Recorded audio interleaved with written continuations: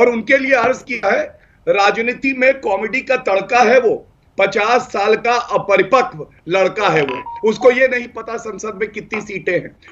सही पकड़े हैं।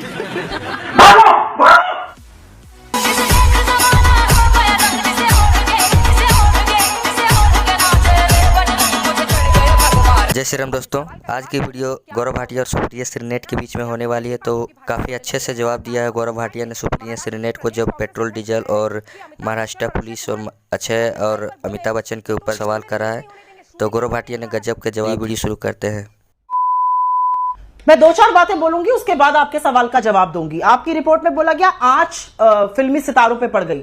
हम क्या ये भूल गए कि 100 रुपए पेट्रोल और 175 रुपए जब रसोई गैस का दाम 2 महीने से कम में बढ़ता है तो उसकी आंच सबसे पहले आम आदमी पर पड़ती है। आम आदमी के ऊपर कहर बरपा हुआ है। और हम अमिताभ बच्चन और अक्षय कुमार की बात कर रहे हैं। 1000 पर भी हो जाए पेट्रोल तो उनकी सेहत पे कोई फर्क नहीं पड़ने वाला है। आप नाना पटोले को बताइए ना मैम। 100 रुपए जब पेट्रोल सुप्रिया श्रीनेट, आप नाना पटोले को बताइए ना, जो आप मुझे ज्ञान दे रही हैं, ये नाना पटोले को बताइए। मैं आपको ज्ञान नहीं दे रही हूं, मैं आंच की बात कर रही हूं कि आंच जो है वो आम आदमी पर पड़ रही है।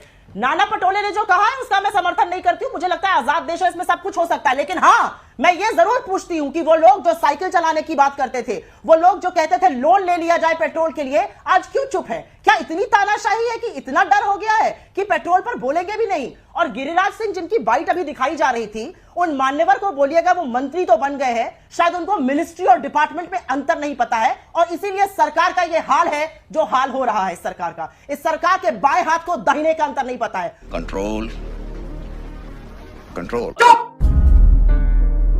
उनको अगर डिपार्टमेंट और मिनिस्ट्री में अंतर नहीं पता है तो वो कौन सी मिनिस्ट्री और कौन सा डिपार्टमेंट चला रहे हैं, ये गिरिराज सिंह जी खुद ही जाने। और इसीलिए मछुआरों की और आम आदमी की आज ये हालत हो गई है। ठीक है, इकोनॉमिक्स को लेकर आपकी ताकत है, इस पर मैं सवाल गौरव भाटिया से पूछूंगी। उनकी सरकार है, चाहे वो हमलावर पर जितना भी हमला करे, लेकिन जनता ये सवाल पूछ रही है, हमने दिखाया है। तो अंजना जी, पहले 2 मुद्दे हैं और मैं आपसे वादा करता हूं कि दूसरे भाग में आपका जो पेट्रोल पे, डीजल की महंगाई पे जो भी सवाल होंगे मैं जरूर दूंगा। लेकिन आपने जो पहली शुरुआत करी, मैं उस पर भी आना चाहता हूं क्योंकि वो बहुत ही गंभीर मुद्दा है। क्या आज महाराष्ट्र में इस तरह की गुंडागर्दी जो चल रही है, संविधान इसकी इजाजत देता है? कांग्रेस पार्टी की तो सरकार है। और अभी लता मंगेशकर और सचिन तेंदुलकर जी ने जब समर्थन किया था कि कोई बाहरी ताकत जो है वो हस्तक्षेप नहीं कर सकती, तो इन्हीं लोगों ने कहा था कि उन पे दबाव बना है और हम एक जांच जो है कराएंगे।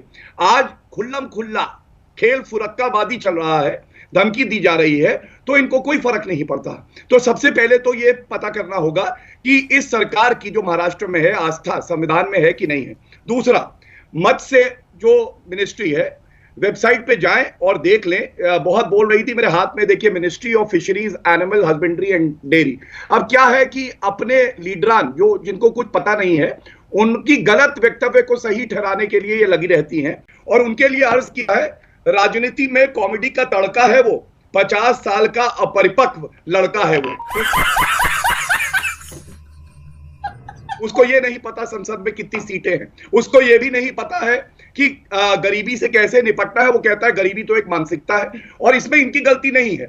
लेकिन आज ये बिल्कुल स्पष्ट हो गया है कि इनका साथ मियां खलीफा के साथ, रिहाना के साथ है। लेकिन देश के जो नागरिक हैं, जैसे अक्षय कुमार, 25 करोड़ रुपए उन्होंने दान दिया था कोविड के समय में।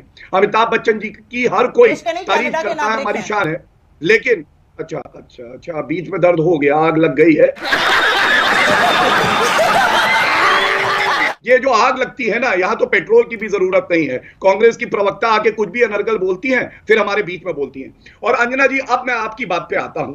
देखिए, आपने कहा कि पेट्रोल और डीजल के दाम बढ़ रहे हैं। हाँ। तो मैं आपसे एक बात जरूर कहूंगा कि सबसे पहले तो कांग्रेस की एक सरकार होती थी जिसमें हम सब जानते हैं महंगाई डायन खाए जात है और भ्रष्टाचार चुड़ैल निगल जाता है, ये हालत थी।